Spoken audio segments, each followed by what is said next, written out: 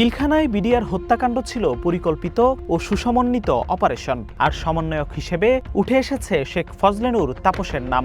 এছাড়া হত্যাকাণ্ডের সাথে যুক্ত ছিলেন শেখ হাসিনা সহ আওয়ামী লীগের প্রায় ২ শতাধিক নেতাকর্মী। ১৬ বছর আগের বিডিআর হত্যাকাণ্ডের তদন্তে এমন তথ্য উঠে এসেছে। রোববার জাতীয় স্বাধীন তদন্ত কমিশন প্রধান ফজলুর রহমান প্রধান উপদেষ্টার কাছে এই প্রতিবেদন জমা দেন। তদন্ত প্রতিবেদনে বলা হয়েছে, বিডিআর সদর দপ্তরে হত্যাকাণ্ড আকস্মিক কোনো বিদ্রোহ ছিল না, বরং এটি ছিল দীর্ঘমেয়াদী পরিকল্পিত হত্যাযজ্ঞ। সন্ধ্যায় এক সংবাদ সম্মেলন করে তদন্ত কমিশনের পক্ষ থেকে জানানো হয়, সেনাবাহিনীকে দুর্বল করতে ও ক্ষমতা টিকিয়ে রাখতেই বিডিআর হত্যাকাণ্ড ঘটেছে। এর সাথে শেখ হাসিনা সহ ক্ষমতাচ্যুত আওয়ামী লীগের বেশ কয়েকজন নেতা ও ভারতের সম্পৃক্ততা ছিল বলেও উল্লেখ করা হয়। আমরা টপের দাম বলবো, কিন্তু নিচে যারা জড়িত আছে, যেমন মনে করেন সেগুলো আমরা বলতে চাই না। এক নম্বর হলো যেমন প্রাক্তন প্রধানমন্ত্রী শেখ হাসিনা, ব্যারিস্টার ফজলে নূর তাপস, শেখ সেলিম, মির্জা আজমের কথা আমি বলেছি, তারপরে নানক, জাহাঙ্গীর কবির নানক, সাহারা খাতুন এবং জেনারেল তারেক এবং প্রাক্তন সেনাবাহিনী প্রধান জেনারেল মঈন এবং প্রাক্তন ডিজিএফআই প্রধান জেনারেল আকবর। এগুলোর নাম উপর লেভেলের, এগুলোর নাম আমি আপনাদেরকে জানালাম আর কি।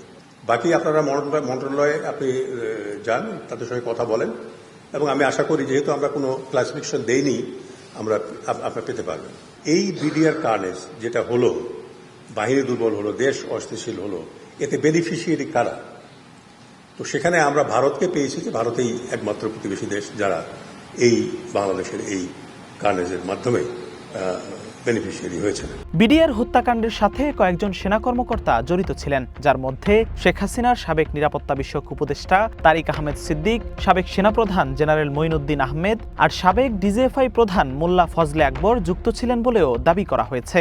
এই বাহিনীটাকে দুর্বল করার জন্য এবং বাংলাদেশকে অস্থিতিশীল করার জন্য ষড়যন্ত্র ছিল, এবং এই কাজগুলোকে ডাল ভাতের কর্মসূচি, তারপরে বিডিআর সব আর্মি অফিসার কেন এখানে এসে তাদেরকে কমান্ড করছে, এই বিষয়গুলোকে সামনে এনে এগুলোকে ব্যবহার করা হয়েছে।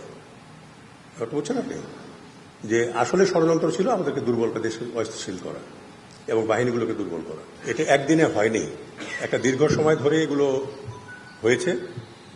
যেমন তাপস এসে মসজিদে বসে মিটিং করেছেন, বিভিন্ন ট্রেনিং গ্রাউন্ডে বসে মিটিং হয়েছে,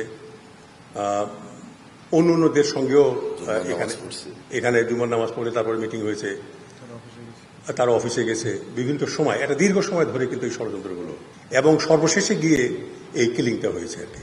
রাজনৈতিক সম্পৃক্ততা, সরকারের এবং নিরাপত্তা সংস্থার ব্যর্থতা প্রসঙ্গে বিস্তারিত এই প্রতিবেদনে উঠে এসেছে বলে দাবি করেন ফজলুর রহমান। দোষীদের ছাড় না দেবার সুপারিশও করা হয়েছে এই প্রতিবেদনে। জিহাদুল ইসলাম, ওয়ান নিউজ, ঢাকা।